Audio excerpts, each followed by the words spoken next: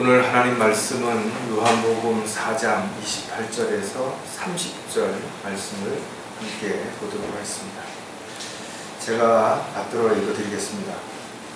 그러자 그 여인이 물동이를 버려두고 성읍으로 들어가서 사람들에게 말하기를, 와서 내가 행한 모든 일들을 나에게 말한 그 사람을 보라, 그분이 그리스도가 아닌가라고 하니, 그때 사람들이 성읍에서 나와 주께로 오더라. 잠깐 말씀을 해서 기도드리겠습니다. 참으로 저희들을 사랑하셔서 자신의 생명을 아낌없이 내어주시고, 또 지금도 저희들을 사랑하셔서 눈과 같이 보호하시고, 또 필요를 공급해 주실 뿐만 아니라 바른 길로 인도해 주시고, 악으로부터 지켜 보호해 주실 뿐만 아니라 또 저희들이 감사하며 살아갈 수 있도록 특권을 주신 주님께 감사를 드립니다. 오늘도 말씀을 통해서 저희들이 위로를 받고 힘을 얻고, 또 마음에 다시 한번 결단함으로 이 죄악된 세상에서 오직 주님만을 바라보고, 또 다시 오실 주님을 간절히 소망하며 기다리는 그런 저희들의 생애가 될 수 있도록 도와주시옵소서. 저희들 각자 있어야 할 자리가 어디인지, 또 해야 할 일들이 무엇인지 늘 주님 앞에 무릎 꿇고 주님께서 인도하시는 대로 순종하며 살아가는 저희들이 되게 도와주시옵소서. 늘 어느 곳에 있든지 저희들의 삶이, 또 말과 행동이 부끄럽지 않는 하나님의 종요 일꾼으로 살아갈 수 있게 또한 함께해 주시옵소서. 다시 오실 우리 주 예수 그리스도의 이름으로 기도드렸습니다.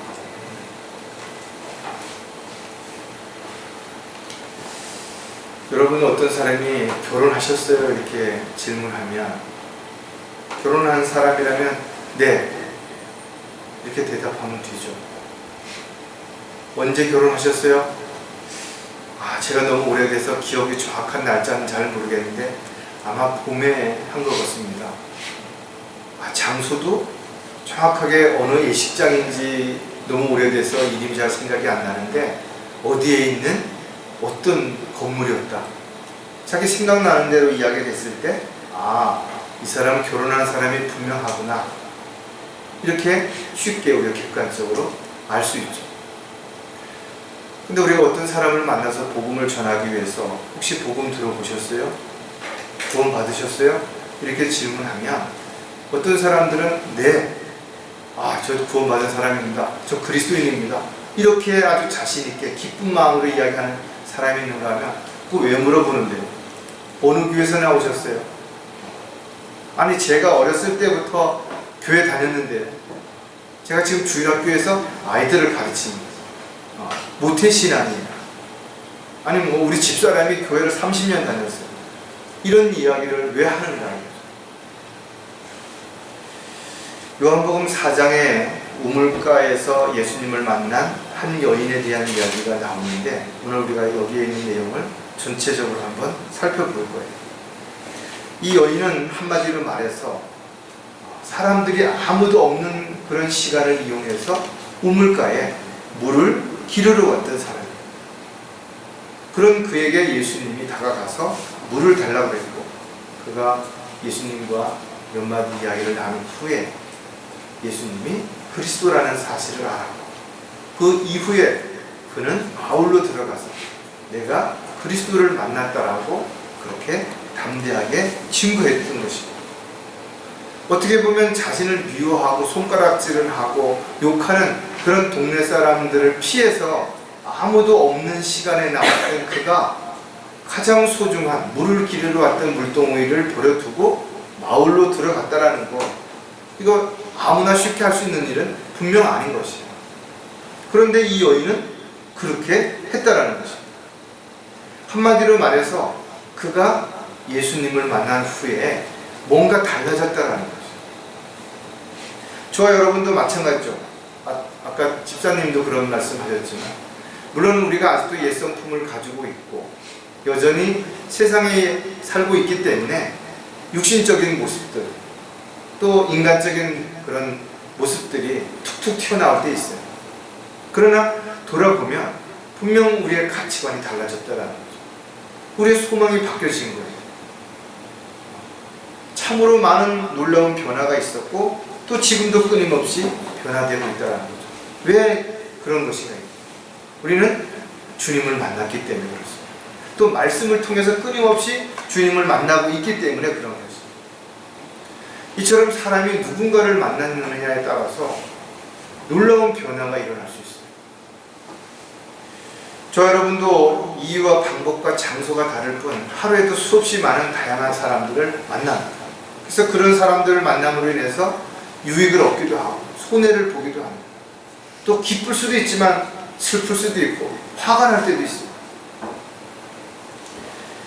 분명 우리가 끊임없는 삶을 통해서 수많은 사람들을 만나게 될 것이고 그로 인해서 우리는 그 사람에게 영향력을 줄 수도 있고 영향력을 받을 수도 있고 기회를 얻을 수도 있고 기회를 잃을 수도 있을 것입니다. 정말 저도 가끔 생각을 해봅니다. 주님을 만나기 전에 나의 모습, 만약에 지금까지도 내가 주님을 만나지 못한 채 살았더라면 과연 나는 무엇을 목표로 두고 무엇에 관심을 두고 지금 살고 있을 것인가? 어떻게 생각하면 아찔합니다. 끔찍합니다. 주님을 만난 이후에 물론 아직도 고쳐야 할 부분도 많고 버려야 할 부분도 많고 또 배워야 할 부분도 많고 너무나 많은 것들이 있지만 그럼에도 불구하고 분명 달라졌다는 것.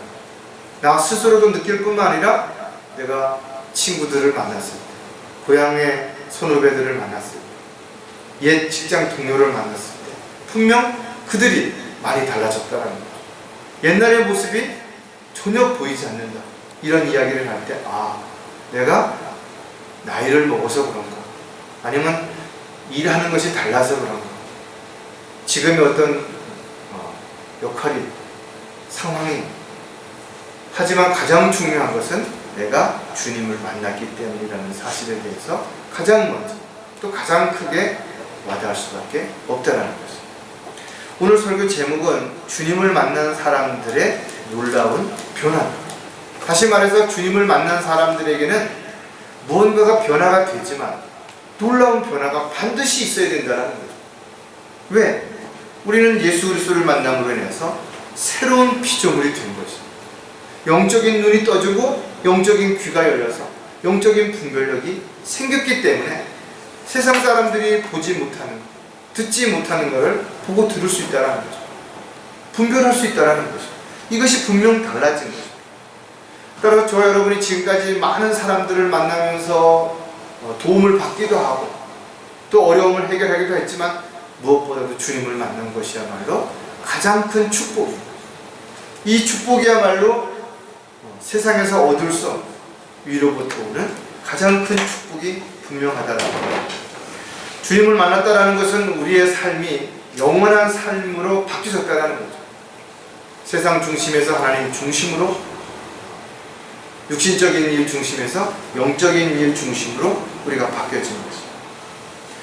따라서 저와 여러분이 이 자리에 있는 거 그냥 단순하게 일요일이 됐으니까 그냥 교회 온 거 아니라는 거죠. 저와 여러분이 하는 모든 일에는 우연이 없습니다. 우리가 주님께 더 가까워지려고 하면 할수록, 헌신하고자 하면 할수록, 영적으로 성장하려고 하면 할수록 마귀는 수단과 방법을 가리지 않고 방해할 것이고 공격할 것이고 우리를 넘어뜨리려고 온갖 수책을 강행하게 될 것이고, 물론 주님을 만났다고 해서 모든 사람들이 구원받는 거 아니죠. 주님을 만났음에도 불구하고 거부하는 사람들도 있어요. 외면해버리는 사람들도 있다 이거죠. 주님을 만나서 구원받았음에도 불구하고 영적으로 성장하지 못한 사람들도 있죠. 다시 세상에 마음을 뺏기고 세상으로 돌아간 사람들도 많이 있습니다. 영적으로 잘 성장하다가 어느 순간에 이단 교리에 빠져서 타락하는 사람들도 있습니다. 마지막 때에는 많은 사람들이 진리를 저버리고 마귀의 교리를 따를 것이랄 때 가려운 귀를 즐겁게 해줄 선생들을 많이 두고, 그래서 진리가 사람들에게 비방을 받게 될 것입니다. 많은 사람들이 배교의 물결에 떠내려 갈 것입니다. 어떤 사람들은 마귀의 종이 되어서 하나님의 일을 방해하고 지역교회를 파괴하고 믿음의 지체들을 실족시키는 그 일에 앞장서면서도 그거를 하나님의 일이라고 착각하는 그런 어리석은 사람들도 분명 있을 것입니다. 하지만 분명히 우리가 알아야 되는 것은 살든지 죽든지 우리는 주님을 위해서 살아야 되는 것이죠. 더 이상 나 자신이 아니라 주님을 위해서 그렇게 살고자 하는 그런 마음의 자세가 반드시 되어야 된다는 거죠. 왜냐하면 우리는 주님의 일꾼인 것이죠. 복음을 전파하고 진리의 말씀을 증거하고 가르치고 다시 오실 주님을 간절히 기다리는 가운데서 빛의 자녀로서 부끄럽지 않은 그런 간증된 삶을 반드시 살아야 되는 거죠. 그렇다면 우리는 주님을 만난 후에 내가 어떻게 변했고 지금 어떻게 변하고 있으며 앞으로 또 어떻게 변할 것인가에 대한 부분들을 우리는 성경을 통해서 알아야 하고 또 알았다면 그것을 실천함으로 인해서 반드시 거기에 합당한 열매가 맺어져야 될 것입니다. 오늘 이 우물가에서 만난 예수님을 만난 이 여인의 변화를 통해서 우리도 변화되어야 될 뿐만 아니라 우리가 만나는 많은 사람들을 변화시킬 수 있는 그런 중요한 역할을 할 수 있는 우리가 도구가 반드시 되어야 될 것입니다. 자, 주님을 만난 사람들의 첫 번째 놀라운 변화가 어떤 것인가 하면 공개적으로 자신을 드러내려고 한다는 거죠. 주님을 만나지 않은 사람들은 자신이 불리하다고 생각이 된다면 또 자신이 어떤 공격을 받거나 어려운 상황에 처할 것이라는 생각이 들면 자신을 부인해버리는 것이죠.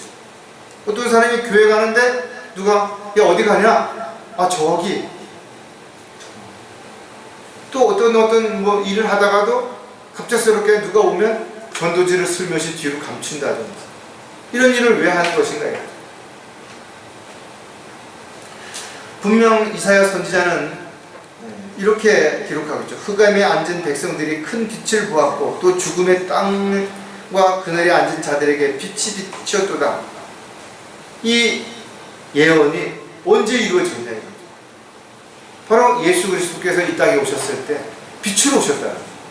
어둠에 속한 많은 자들이 빛으로 오신 예수님을 미워했던 걸 왜? 자신의 치부가 다 드러날 것을 알았기 때문에 그런 것이죠. 오늘날 저와 여러분도 빛의 자녀가 된 것입니다. 우리 스스로가 빛을 발산할 수는 없어요. 그러나 빛이신 주님이 우리를 통해서 드러날 때 아름다운 그리스도의 향기가 나타나고 또 주님의 빛이 드러나서 어두운 곳을 밝힐 수 있다. 따라서 주님을 만난 사람들은 자신을 드러냄으로 인해서 오히려 주 안에서 참된 평안, 기쁨, 쉼을 얻을 수 있게 되는 것이죠. 자신을 드러내는 게 부끄러워서 안 된다 이거죠. 자신을 지옥으로부터 구해주신 주님을 이야기하는 것이 부끄럽다면, 그분을 자랑하는 것이 부끄럽다면 과연 나는 그분을 사랑한다라고 그분의 사랑을 받은 자로서 살아가는 것이 너무나 기쁘다라고 과연 말할 수 있겠는 것인가? 절대 그럴 수 없다는 것을 우리는 너무나 잘 알 수 있는 것이죠. 저 여러분은 어떤 고난과 어려움이 있어도 인내하고 참을 수 있는 가장 큰 이유는 하나님께서 우리에게 약속을 주셨기 때문에 그렇습니다. 소망을 주셨기 때문에 그것이 가능하다라는 거죠. 또 우리의 삶을 통해서 자연스럽게 성령의 열매가 맺어지는 이유는 성령께서 우리 안에서 역사하시기 때문에 그런 것이죠. 주님께서 우리를 바른 길로 인도하시기 때문에 우리를 도구로 사용하시기 때문에 그런 일들이 우리에게 일어나는 거예요. 그래서 구원받은 그리스도인들이 가장 먼저 침례를 받을 때 지체들 앞에서 자신이 나는 이제 구원받은 하나님의 자녀라는 것을, 나는 이 교회의 회중이 되어서 이제 지체로서의 역할을 하겠다는 하나의 신앙 고백이 되는 것이다. 우리가 헌금을 드리는 것도 또 주일날 나와서 경배를 드리는 것도 주님 앞에 내가 온전히 자신의 모든 것을 아낌없이 내어드리는 것도 모두 신앙 고백이에요. 내가 하나님의 자녀다. 이걸 표면적으로 드러내는 방법 가운데 하나라는 것이죠. 따라서 공개적으로 자신을 드러내는 것 자체를 불안해한다든지 두려워한다든지 부끄러워한다든지 그렇다면 그는 아직도 그 일에 대해서 감사와 기쁨이 없다라는 거예요.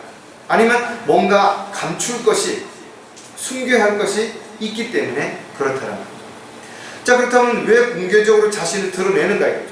비난을 받고 욕을 먹고 미움을 받기도 하고 손가락질을 받을 수도 있는데도 불구하고 왜 나는 그리스도인이고 하나님의 자녀라고 서슴지 않고 공개적으로 드러낼 수 있는 것인가? 그런 부분들을 우리가 여기서 또 몇 가지 생각을 해봅니다. 주께서 하신 일을 알았기 때문이라.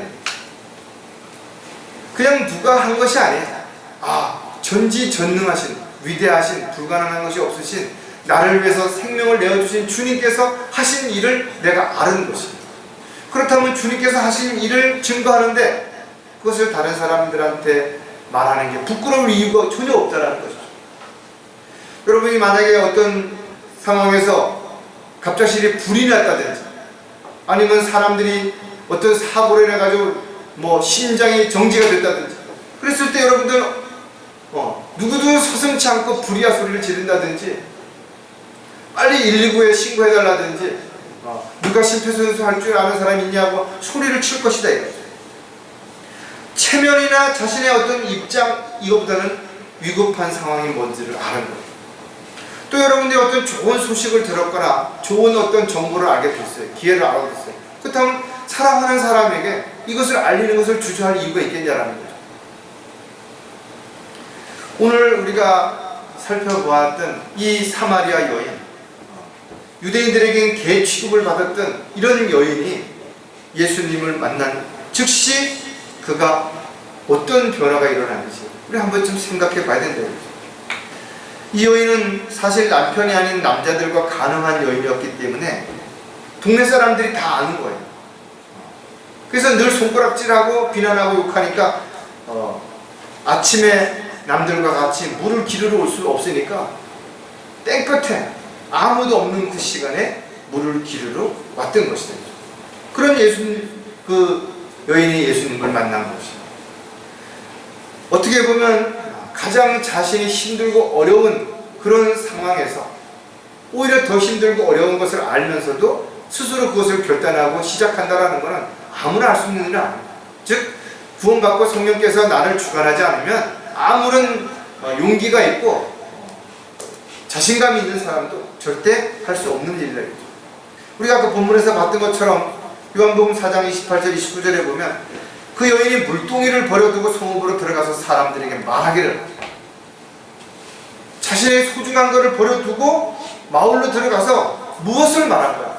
자기 얘기를 한 것이 아니라 자기가 만난 예수 그리스도께서 어떤 분이신지를 알았기 때문에 그것을 말했다라는 거예요.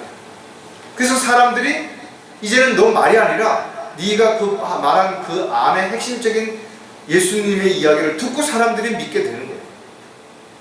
여러분들이 물론 구원받은 이후에 말과 행실을 잘했을 때 본이 될 수 있죠.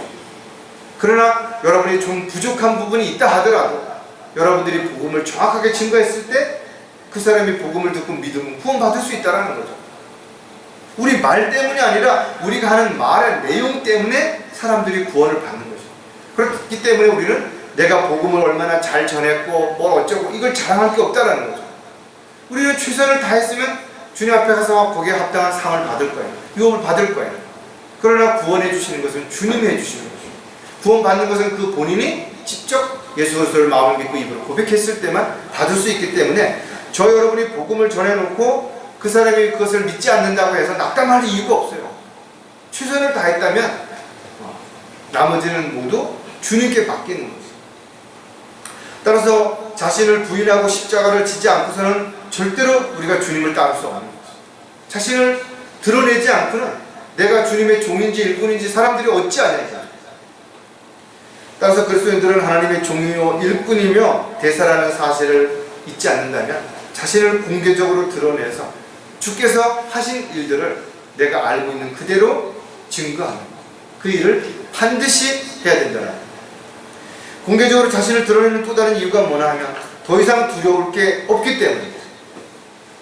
이제 죽음도 두려워할 이유도 없고 사람들을 두려워할 이유도 없고 환경과 여건을 두려워할 이유도 없는 거예요. 왜? 주님이 내 편이신 것이 나와 함께 동행하시기 때문에 그렇습니다. 시편 기자는 어렵고 힘든 상황에서 이렇게 고백합니다. 주께서 내 편이시니 내가 두려워하지 아니하리라. 사람이 내게 무엇을 할 수 있으려? 세상에 그 어떤 것도 신실한 그리스도인들에겐 두려움의 대상이 되지 않습니다. 왜? 주님이 나와 함께 하시기 때문에. 그래서 사도 바울은 히브리서 13장 6절에서 이렇게 고백하죠. 그러므로 우리가 담대히 말하기를 주는 나를 돕는 분이시니 내가 사람을 두려워하지 아니하냐. 사람이 내게 어찌하냐. 사람이 아무리 힘이 좋고 지혜가 있고 능력이 있다 하더라도 주님께서 허락하지 아니하시면 내가 그에게 빌미를 죄를 짓고 틈을 주지 않는 한 그는 나를 넘어뜨릴 수 없다라는 거예요. 따라서 사도 바울은 모든 피조물 또는 어떤 사람도 하나님의 사랑에서 나를 떼어놓을 수 없다라는 거예요. 분명한 것이죠. 천사라 할지라도 하나님과 여러분을 갈라놓을 수 없어요. 여러분들이 주님을 버리고 떠나지 않는 한 그 누구도 이 사랑에서 끊을 수 있는 것은 없다라는 거예요. 그러니까 두려워할 이유가 없는 거예요. 하나님을 두려워하지 않는 사람은 세상을 두려워하는 거예요. 사람을 두려워하는 거죠. 또 자신에게 어떤 일이 일어날까 두려워하는 거죠. 그러나 정말 정작 하나님을 두려워하는 사람들은 세상을 두려워할 이유가 없는 거예요. 왜? 하나님을 두려워하는 사람들은 하나님의 뜻대로, 하나님의 계획대로 하나님이 원하시는 삶을 살고자 하기 때문에 그렇습니다. 하지만 알면서도 두려움으로 인해서 복음을 증거하지 않는 사람들도 있어요. 손해를 볼까봐 직장이나 어디에서 숨기는 사람들도 있죠. 하지만 우리가 사도 바울이 그랬던 것처럼 영적으로 연약하면 충분히 그럴 수 있어요. 또 영적인 문제가 생기면 충분히 그렇게 나약해질 수 있어요.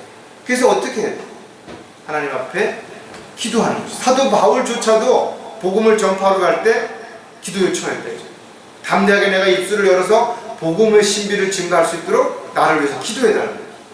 여러분들 기도해달라고 요청하셔야 된대요. 내가 오늘 누구를 만나는데 복음을 전할 수 있다 이거죠. 그러니까 내가 담대하게 복음을 전할 수 있도록 기도해달라고. 여러분 저한테 문자를 보내시면 돼요. 그럼 제가 즉시 그때마다 운전 중에도 상관없이 눈을 뜨고서라도 기도해드리고, 여러분들 기도의 응원이 있다면 이것보다 가장 강력한 힘이 어디 있겠어요? 성령의 능력 가운데서 또 지체들의 기도의 힘이 있다면 모든 걸 얼마든지 이룰 수 있는데 아무 문제될 게 없다는 거예요.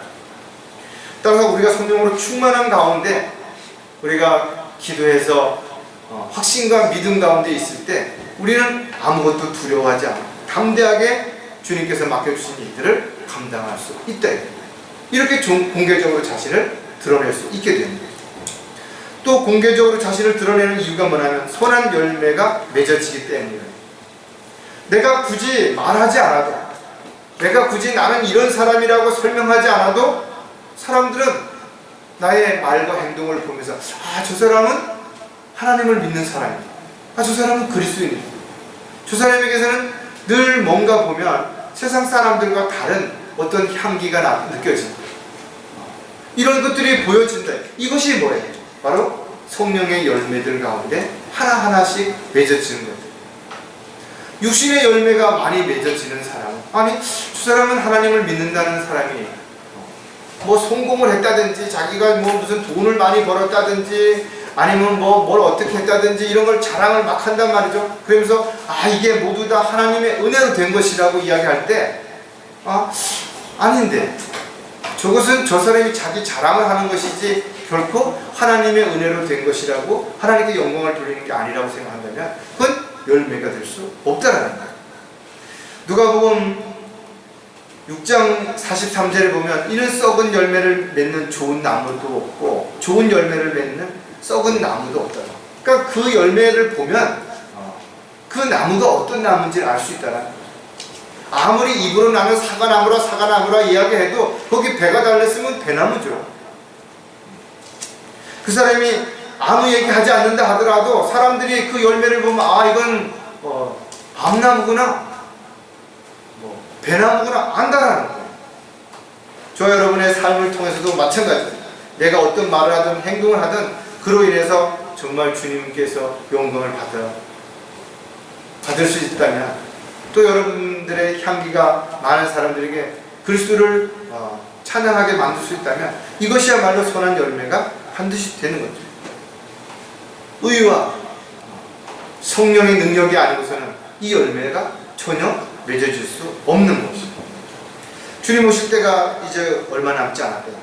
그렇다면 지금까지 여러분들이 잘 참고 견디고 이겨왔던 것처럼 앞으로도 여러분들이 힘들고 어렵다 하더라도 좀 더 참고 인내한다면 아름다운 성령의 열매를 맺을 수 있고 자신을 온전히 드러내서 주님께서 하신 일들을 증거하고 많은 사람들이 구원받을 수 있도록 그렇게 복음을 전할 수 있는 도구가 분명히 될 수 있을 것입니다. 자, 주님을 만난 사람들이 변화된 놀라운 또 한 가지가 뭔가 하면 바로 보고 들은 것들을 전하고자 한다는 것. 이게 증인의 모습이에요. 증인은 보고 들은 것을 반드시 말해야 돼요. 왜? 보고 들은 것을 말하지 않으면 그것을 누군가가 감추거나 그걸 왜곡하거나 또는 거기에 뭔가를 첨가시키거나 또 없는 것을 지어내서 누군가가 또 불이익을 당하는 불법이 이루어질 수 있기 때문입니다. 따라서 저 여러분은 보고 들은 것에 대해서 뭔가를 가감하거나 자신의 어떤 생각이나 어떤 자신의 어떤 입장을 거다가 삽입해갖고 과장하거나 과소평가해서 안 된다는 거예요. 말 그대로 본 그대로 들은 그대로를 정확하게 증거할 수 있어야 됩니다. 그래서 여러분들이 어디 그 청문회라든지 이런 데 보면 증인들이 나와서 선설하잖아요. 내가 진실만을 말하겠다 이거죠. 위증하게 됐을 땐 위증죄 처벌을 받는 것을 저희 감수하겠다라고 이야기한다 이거죠. 저 여러분은 예수 그리스도의 증인인 것입니다. 그렇다면 예수님을 만난 이후 또 예수님을 통해서 알게 되는 그런 것들을 여러분들이 자신의 말과 행동을 통해서 그대로 증거하는 증인의 삶을 살아야 되는 거죠. 우리가 한 번쯤 생각해 보자죠. 예수님을 만난 사람들의 삶을 한번 보는 거예요. 배고픈 사람이 예수님을 만나서 오병이어의 기적을 맛보고 빵을 배불리 먹은 것이, 억압되어 있던 그런 사람들이 예수님을 만난 이후에 거기서 풀려나서 자유롭게 됐다라는 거죠. 태어나면서부터 한 번도 걸어보지 못했던 사람이 예수님을 만나서 걸게 된 거죠. 보지도 못했던 사람이 눈을 뜨게 되고 귀머거리가 듣게 되고. 여러분 얼마나 놀라운 일이냐 이거죠. 악한 영에 사로잡혀서 자신의 몸을 자해하던 그런 사람이 깨끗하게 낫게 되고, 심지어는 코가 떨어져 나가고 손마디가 자르져 나갔던 문둥병에 걸렸던 사람이 깨끗하게 되었다. 이 놀라운 사실을 직접 경험했던 이 사람들이라면 어떻게 자신에게 일어난 이 사실들을 침묵할 수 있겠냐라는 거예요. 자기를 걱정하는 사람, 또 자신을 사랑하는 사람, 자신과 같은 처지에 놓여 있는 사람들에게 너도 가서 예수님을 만나봐라. 예수님을 만나면 너도 나처럼 이렇게 될 수 있다라고 왜 말을 하지 않겠냐라는 거죠. 이게 증인의 모습이에요. 또 증인의 삶의 일부라는 거죠. 가장 기쁜 소식을 알면서도 말하지 않는다면, 가장 정확하게 뭔가 해결할 수 있는 문제, 해결할 수 있는 방법을 알았음에도 입을 다물고 있다면 과연 그를 사랑했다라고, 나는 너를 지금도 좋아한다라고 말할 수 있겠냐라는 거죠. 저 여러분은 지금까지 수없이 많은 것들을 보고 들었다 이거죠. 주님을 만난 이후에 끊임없이 놀라운 변화들이 일어났던 거죠. 이런 것들을 우리가 말하는 데 있어서 주저할 이유가 전혀 없죠. 이것이 주님을 만난 사람, 구원받은 사람들에게서 자연스럽게 드러나는 또 다른 변화의 한 모습이라는 거죠. 자, 그렇다면 보고 들은 것들을 전하고자 하는 이유를 또 몇 가지 생각해 보면, 가장 먼저 우리가 생각할 것이 지옥의 실체를 알았기 때문이라는 거죠. 구원받지 않은 세상 사람들도 지옥이라는 이야기를 하는 거예요. 그래서 운동하는 게 지옥의 훈련이라든지, 무더위에서 고생한 것을 지옥 같았다든지, 지옥이 어떤지를 모르니까 이렇게 비교를 하는 거예요. 지옥은 이 세상의 그 어떤 것하고도 비교할 수 없는 것이죠. 너무나 끔찍한 곳이고 한 번 들어가면 절대 나올 수 없는 곳이에요. 이런 걸 우리는 알게 된 것입니다. 저 여러분은 영원한 지옥에서 형벌을 받을 수밖에 없었던 것을 알았고, 그런 저와 여러분의 죄를 대신해서 예수님께서 십자가에 피 흘려 죽으셨다 부활하셔서 그 죄를 용서해 주셔서 그 지옥에 안 가게 된 것입니다. 이 얼마나 정말 놀라운 사실이에요. 이것을 증거하는 것이 당연한 거 아닙니까? 누가복음 16장에 보면 거지와 나사로의 이야기가 나오죠. 거지 나사로의, 부자와 거지 나사로에 대한 이야기가 나옵니다. 서로 이 세상에서의 삶과 그곳에 갔을 때의 삶이 반대되어 있는 입장입니다. 부자는 세상에서는 뭐 떵떵거리고 살았고, 거지는 그 상다리에서 떨어지는, 상에 떨어지는 부스러기나 얻어먹는 신세였는데, 이곳에 가보니까 아브라함의 품에 있는 거지와 물 한 모금을 마실 수 없는 자신의 처지를 보고, 이 부자가 자신의 가족들에게 가서 제발 이곳에 오지 않도록 이 사실을 증거해달라고 이야기하는 내용을 우리가 알 수 있는 것입니다. 누가복음 16장 28절에 보니까 나에게 5 형제가 있으니 그가 그들에게 증거하여 그들로 이 고통의 장소에 오지 않게 하소서. 여러분의 사랑하는 가족들, 형제들, 친척들, 이웃들 있죠? 그 사람 제발 지옥에 가지 않게 해달라고, 지옥에 가지 않을 수 있는 방법이 이것이라고 이야기하는 것이 창피하거나 부끄러울 이유가 있냐. 저와 여러분이 앞으로 얼마나 이 세상에서 더 살 수 있을지는 모르지만, 또 이 세상에서 어떤 일을 할 수 있을지 모르지만, 가장 중요한 그 어떤 일보다도 지옥에 가는 사람에게 지옥에 가지 말라, 지옥에 가지 않기 위해서 이렇게 해야 된다라고 이야기하는 것보다 더 중요한 일은 없는 것입니다. 한 혼이 천하보다 귀하다라는 것을 우리가 기억한다면, 이 세상에 그 어떤 것으로 성공하고 출세한 사람보다도 단 한 사람에게 복음을 전한 것이 훨씬 더 의미 있고 가치 있는 삶을 살아갔다는 것을 우리는 그리스도의 심판석 앞에 서서 반드시 알게 될 것이고, 거기에 대한 상과 유업을 받게 될 것입니다. 자, 보고 들은 것들을 전하고자 하는 또 다른 이유가 뭔가 하면, 세상 사람들이 모르고 있기 때문에. 여러분 한번 물어보세요. 의외로 많은 사람들이 알고 있는 것 같으면서도 지옥을 모릅니다. 그냥 막연하게 추상적으로 알고 있는 거예요. 심지어는 천국에 가서 아무 일도 없이 심심하게 있느니 지옥에 가서 바쁘게 있는 게 더 낫다라고 이야기하는 그런 어리석은 사람들도 있대요. 저와 여러분이 물론 살면서 자식들과 멀리 떨어져 있고 하다 보면 이웃 사촌만도 못할 수도 있죠. 하지만 우리가 좋은 소식을 알았다면 당연히 그것을 모르는 사랑하는 사람들에게 증거하는 것은 너무나 지극히 당연한 것이다. 비록 우리가 뭐 자세하게 성경을 많이 모르고 복음을 전할 때 성경 구절을 다 일일이 찾아서 설명할 수 없다 할지라도, 우리가 분명 구원받았다면 어떻게 하면 구원받는지, 누가 구원받을 수 있는지 가장 기본적인 부분들은 누구나 알 수 있다. 왜? 우리가 그렇게 예수 그리스도를 마음에 믿고 입으로 고백한 적이 있기 때문에 그런 거죠. 누가복음 8장 39절에 내 집으로 돌아가서 하나님께서 너에게 얼마나 큰 일을 하였었는가를 말하라고 하시니, 그가 온 성읍을 돌아다니며 예수께서 얼마나 큰 일을 자기에게 하셨는가를 전파하라. 집에 돌아가서 가족들에게, 사랑하는 가족들에게 오늘 나에게 일어난 이 놀라운 일을 이야기하라고 얘기했을 뿐인데, 이분은 그렇게 집으로 돌아가기 전에 동네를 돌아다니며 온 성읍을 돌아다니면서 자신에게 일어난 일을 증거했다라는 거예요. 이것이 구원받은 그리스도인들에게 있어서 변화된 모습 가운데 하나인 것입니다. 자신이 보고 느꼈고 결정했다면 얼마든지 그 과정에 대해서 다른 사람에게 말할 수 있는 것입니다. 주께서는 내 이웃을 내 몸과 같이 사랑하셨다. 주님께서 우리를 어떻게 사랑하셨어요? 자신의 생명을 내어주고 우리를 사랑한 것처럼 우리도 우리의 생명을 내어주듯이 아낌없이 자신을 희생하고 어려움을 감수하서라도 복음을 전하는 일을 우리가 해야 되는 일이에요. 수많은 사람들이 아직도 지옥에 대한 사실을, 구원에 대한 사실을, 하나님의 선물에 대한 사실을 모르고 있기 때문이라는 거죠. 저 여러분은 주님 오실 때까지, 또 주님께서 부르실 때까지 가장 중요한 일은 우리가 만나는 사람들이 누구이든 간에 그 사람들이 구원받았는지 안 받았는지를 확인해보고 반드시 그들에게 지옥에 대한 실체를 이야기해야 될 뿐만 아니라 어떻게 하면 그 지옥에서부터 구원받을 수 있는지를 정확하게 복음을 증거하는 그런 삶을 저와 여러분은 반드시 살아야 될 것입니다. 왜? 저와 여러분이 주님을 곧 만나게 될 것이고 그리스도의 심판석 앞에서 우리가 어떻게 사는 것인가에 대한 그 평가를 받을 것을 우리는 너무나 잘 알고 있기 때문에 그렇다. 보고 들은 것들을 전하고자 하는 또 다른 이유가 뭔가 하면 가장 중요한 것을 알았기 때문이라는 거죠.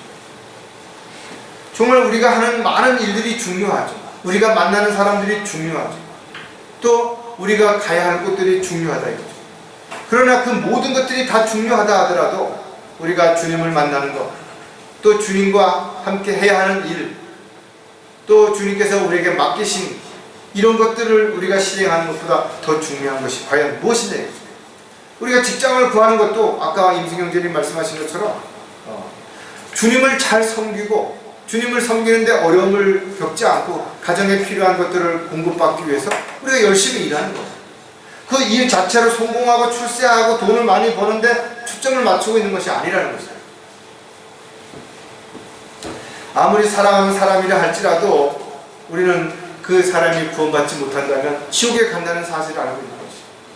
아무리 내가 존경하는 사람이라 하더라도 그 사람이 구원받지 못하면 그 사람은 곧 지옥에 가게 될 것이라는 걸 아는 것이다. 하지만 저와 여러분이 그랬던 것처럼 예수님을 만나면 영원히 살 수 있는 영생을 선물로 받을 수 있는 것을 아는 것이, 죽어가는 사람에게 가장 기쁜 소식이 뭐예요? 바로 더 살 수 있다는 소식보다 더 좋은 게 있겠냐. 근데 영원히 살 수 있는 것을 우리가 알고 있다면, 그것을 가르쳐 줄 수 있다면 그보다 더 중요한 일이 과연 무엇이겠냐는 거예요. 데살로니가전서 3장 6절에도 보면, 그러나 이제 디모데가 너에게 우리에게 와서 너희 믿음과 사랑의 기쁜 소식을 우리에게 전해 주었고, 또 우리가 너희를 보고 싶어함 같이 너희도 우리를 몹시 보고 싶어하며 항상 우리를 잘 기억한다고 하니 얼마나 기쁜 일이냐. 같은 목적, 같은 소망, 같은 은혜 아래서 살아가는 사람들을 만나서 함께하는 것이 가장 기쁘죠. 즐겁다 이거죠. 따라서 저와 여러분이 어디서 무엇을 하든지 간에 우리는 주님의 한 몸의 지체라는 사실을 기억한다면 시기하고 미워하고 불평하기보다는 사랑하고 배려하고 섬기는 그런 모습들이, 또 그런 삶이 지속되어야 되는 거죠. 가장 소중한 사람들이 바로 지체들에게 가장 위로와 힘이 되는 게 무엇인지를 우리가 알았다면, 그러면서 기도하는, 또 격려해주고 위로해주는 것이야말로 가장 큰 힘이 될 수 있다는 거죠. 따라서 저와 여러분이 언제 어디에서 무엇을 하든 간에 가장 중요한 것이 무엇인지 우선순위를 반드시 두어야 됩니다. 그 우선순위를 두었다면 자신이 거기서 더 이상 갈등하거나 망설이거나 그럴 이유가 전혀 없다는 거죠. 자, 이렇게 우리가 보고 들은 것을 반드시 전해야 하는 증인이라면 우리는 어디서든지 이 증거를 요구할 때 우리는 자신을 드러내서 담대하게 조금 더 과감하지 않고 있는 그대로를 증거할 수 있는 반드시 증인된 삶을 살아야 하죠. 자, 주님을 만난 사람들의 놀라운 마지막 변화는 뭔가 하면 자신의 뜻대로 하려고 하지 않는다는 거죠.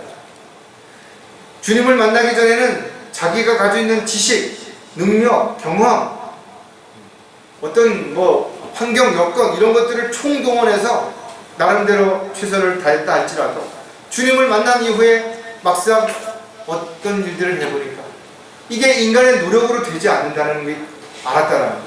열성만 가지고 안 되는 거 알았다는 거죠. 인간적인 방법 안 된다는 거 알았다는 거죠. 그래서 우리는 기도하는 법을 알게 된 것이고, 우리가 주님 앞에 무릎을 꿇는 삶이 이루어지게 된 것이다.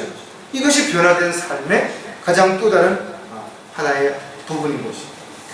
어떻게 보면 세상 사람들 가운데는 하나님이 없다고 말하는 사람들이 많이 있다죠. 왜? 어리석기 때문에 그런 거죠. 그들은 영적인 눈이 감겨져 있기 때문에 영적인 것들을 보아도 알 수 없는 것입니다. 들어도 깨달을 수 없는 것입니다. 따라서 그러한 사람들에게 우리가 해야 하는 일은 영적인 눈이 떠지고 귀가 열리도록 복음을 통해서 영이 거듭나게 하는 것 외에 다른 방법이 없다 이거죠. 거듭나야 그가 하나님의 말씀을 이해할 수 있고 깨달을 수 있게 되는 거죠. 성령의 조명을 받아야 지각이 열어져야 하나님의 은혜와 사랑을 비로소 깊이 알게 되기 때문에 그렇다. 따라서 자신의 기분이나 감정이나 느낌에 따라서 뭔가를 하려고 하는 사람이라면 아직도 그는 자기 뜻대로 뭔가를 하려고 하는 종교인에 불과한 것입니다.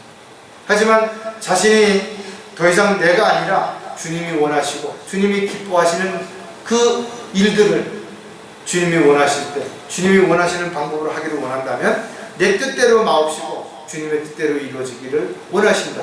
예수님과 같이 기도를 반드시 우리가 해야 될 것입니다. 지역교회는 구원받은 사람들이 양육을 받는 곳입니다. 또 그리스도의 군사로서 훈련을 받는 곳입니다.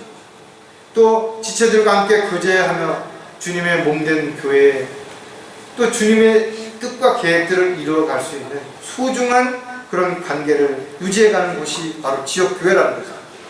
따라서 자신과 안 맞는다고, 자신과 틀리다고 해가지고 반복하고 분열을 일으키고 분파를 형성시키는 이런 일이야말로 마귀에게 틈을 주는 일입니다.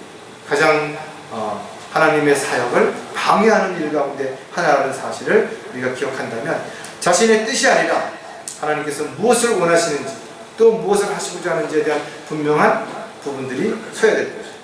자신의 뜻대로 하려고 하지 않는 또 이유를 몇 가지 생각해 보면 영적으로 성장해야 하기 때문이라는 거죠.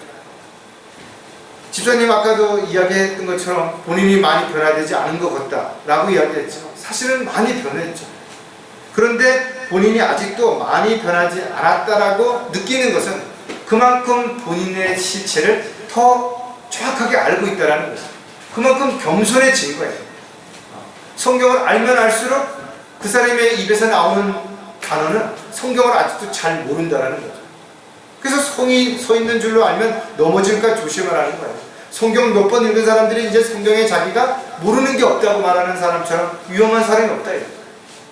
나는 믿음이 어떤 상황에도 흔들리지 않는다고 이야기하는 사람처럼 아직까지 영적으로 어린 사람은 우리가 잘 분별할 수 있다는 거죠.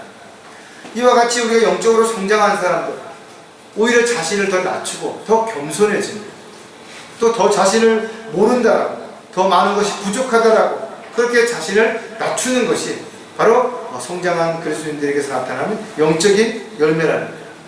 따라서 성경을 공부하고 연구하는 일은 어떤 특정한 목사나 교사나 이런 사람만 하는 것이 아니라 모든 그리스도인들은 반드시 공부해야 되는 것이고 또 이 공부는 주님 오실 때까지 끊임없이 해도 결국은 모든 것을 완벽하게 다 알 수는 없는 것입니다. 다만 우리는 조금 더 주님께 가까이 다가가고 주님의 뜻과 계획을 조금 더 많이 알고 주님이 원하시는 일을 위해서 조금 더 헌신하는 그런 삶이 어제보다는 오늘보다는 내일 조금씩 좀 발전해가는, 성화되어가는 그런 삶을 살아가는 것이 바로 저와 여러분의 가장 현명하고 올바른 그리스도의 자세인 것입니다. 베드로전서 2장 2절에 보면 갓난 아기들로서 순수한 말씀의 젖을 사모하라. 이는 너희가 그것으로 인하여 자라게 하려 합니다. 영적으로 어렸을 때는 순수한 진짜 모유를 먹거나 우유를 먹어야만 성장할 수 있어요. 그러나 성장한 이후에는 그렇지 않다 이거죠. 이제는 과일도 먹어야 되고 빵도 먹어야 되고 심지어는 딱딱하더라도 고기도 질긴 고기도 먹어야 영양분을 충분히 섭취할 수 있고 그래야 힘을 내서 더 많은 일들을 이루어갈 수 있기 때문에 그런 것입니다. 따라서 저와 여러분은 끊임없이 배워야 하는 것이고 또 성장해야 되는 것이죠. 모든 것이 그랬던 것처럼 성장하는 것도 멈췄을 때 가장 위험한 거죠. 자전거 탈 때 멈췄을 때가 바로 직전에 가장 넘어질 수 있는 확률이 높은 것처럼 우리 역시 마찬가지로 주님의 뜻과 계획에서 벗어나서 뭔가 영적인 성장이 멈추고 뭔가 의욕이 상실되고 뭔가 자신감이 결여되고 이랬을 때가 가장 마귀에게 공격당할 수 있는 계기가 될 수밖에 없기 때문에 그렇다. 따라서 영적으로 우리는 성장해야 될 뿐만 아니라 다른 지체들이 영적으로 잘 성장할 수 있도록 환경과 여건들을 조성해 주시고 또 응원해 주고 격려하고 위로해 주는 그런 삶이 반드시 지속돼야 되는 것입니다. 자신의 뜻대로 하려고 하지 않는 또 다른 이유는 지역교회에서 지체가 되었기 때문이라는 거죠. 지역교회의 지체는 한 몸의 한 부분을 맡고 있는 것이죠. 여러분들은 교회 안에서 다른 성격, 능력, 지식, 경험 이런 걸 가지고 있지만 각자의 역할이 다 다른 것이죠. 마치 사람의 몸에 오장육부가 있는 것처럼 역할이 다르다 이거죠. 내가 내 일을 잘했다고 해서 다른 지체들을 비난하거나 함부로 평가해서 안 되는 것이죠. 나와 같지 않다라고 해서 함부로 틀렸다라고 얘기해서는 안 된다라는 거예요. 왜냐하면 각자 자신의 역할이 있기 때문에 그런 것이죠. 로마서 16장 1절에 보면 내가 켄크리아에 있는 교회 일꾼이 된 우리의 자매 페베를 너희에게 추천하는 이랬어요. 주 안에서 형제 자매들을 다른 지역교회의 형제 자매들에게 소개할 때, 또 이야기할 때, 신실한 형제 자매들을 이야기할 때 얼마나 뿌듯하냐는 거죠. 또 상대방의 어떤 사람들이 우리 교회의 형제 자매들을 이야기하면서 참 믿음이 좋은 형제라고, 참 신실한 자매라고 이야기할 때 목자에게 얼마나 기쁨이 크겠냐. 이런 소식을 들을 때, 또 이런 소식을 전할 때 너무나 감사하고 기쁘다. 왜? 우리는 한 몸에 붙어있는 지체이기 때문에 그런 거죠. 사람들이 몸이 좀 불편하면 그 부분을 자꾸 감추려고 하죠. 숨기려고 하는, 왜? 뭔가 부끄럽고 창피하니까. 하지만 우리가 이 모든 것도 나의 한 일부라고 생각한다면 오히려 보듬어 주고 옆에서 더 도와주고, 그래서 함께 주님의 몸에 한 지체로서의 역할을 충실히 감당하고 주님께 영광을 돌려드리는 그런 삶이 반드시 이루어져야 된다. 따라서 이런 삶이 지속되기 위해서 저와 여러분은 지체라는 사실을 한순간도 결코 잊어서는 안 될 것이에요. 자, 자신의 뜻대로 하려고 하지 않는 또 다른 이유가 뭔가 하면 영적 전쟁을 해야 하기 때문이에요. 수없이 이야기했고 지금도 우리는 이것을 경험하고 있음에도 불구하고 또 좀 편해지면, 조금 여유가 생기면, 조금 한가해지면, 조금 한눈을 팔면 끊임없이 반복되는 것이 이 영적 전쟁입니다. 우리는 주님께서 속히 오셔야 이 전쟁이 끝나게 될 것을 알고 있는 것이죠. 그러나 주님이 오실 때까지는 크든 작든 이 전쟁은 절대 끝나지 않을 것이고, 때에 따라서 우리는 이 전쟁에서 승리하기도 하지만 또 실패할 수도 있어요. 그래서 낙담하고 좌절하고, 그러나 또다시 힘을 내서 또다시 성공하고 또다시 승리하는 삶을 반복하면서 우리는 좀 더 성장하고 좀 더 견고한 믿음을 우리가 세울 수 있기 때문에 주님께서는 우리에게 이 전쟁을 허락하신 것이다. 그리고 우리는 주님과 함께 또 주님을 대신해서 이 영적 전쟁에 나가 싸워야 하는 그리스도의 군사라는 사실을 기억한다면 평소에 절대로 훈련을 게을러서 안 되는 거죠. 여러분이 잘 하다가도 한동안 그 일을 하지 않고 멈췄다가 다시 하려면 잘 안 된다. 그래서 여러분, 운동선수들, 가수들, 이런 사람들을 봐봐요. 준비 그 과정을 얼마나 열심히 하는지. 왜? 갑작스럽게 뭔가를 시도했을 때 잘 안 되기 때문에 그런 거예요. 혹시 중간에 어떤 또 문제가 생길까봐. 아주 가장 기본적인 부분이지만 끊임없이 안 되죠. 저와 여러분도 마찬가지예요.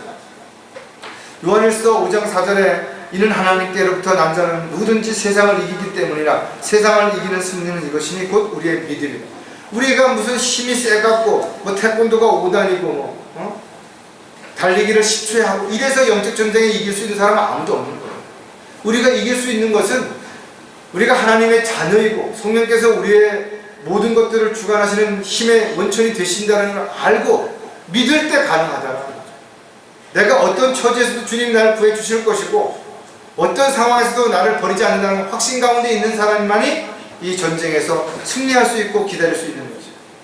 아무리 모방의 천재고 마귀가 간사하고 수단과 방법을 가리지 않고 우리를 넘어뜨리려고 한다 하더라도 절대로 우리가 주님을 떠나지 않는 한, 또 주님 우리에게 약속하신 것을 의심하지 않는 한 우리는 실패할 수 없는 거예요.